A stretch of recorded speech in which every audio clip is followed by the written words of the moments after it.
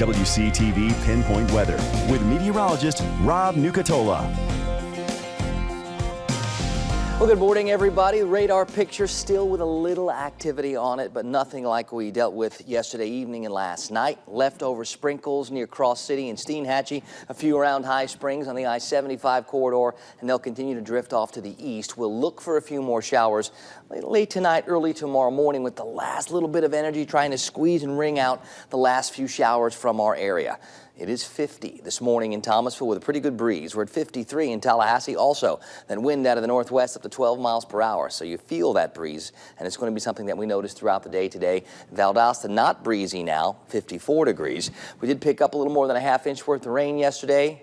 So for the month, we're sitting at close to 2.5 inches. So went from being really dry for most of February to a very wet start to March. And that's taken a big bite out of our rainfall deficit, which is still for the year a little more than 2 3/4 inches. Topped out at 81 degrees yesterday. Not going to get anywhere near that warm anytime this week. Much cooler air settling in, and by tomorrow is really going to assert itself. So count on things being much more March-like for the next several days.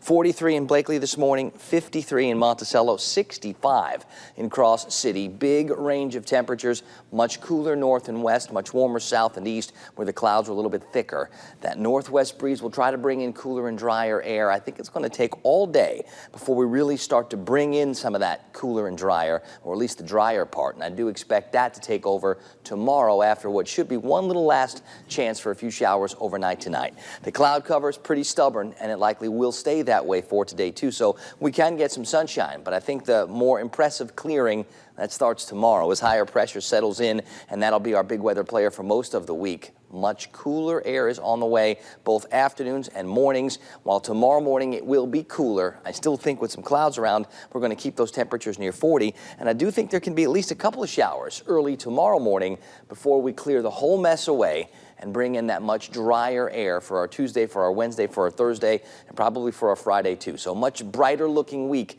It's just going to be a much cooler week.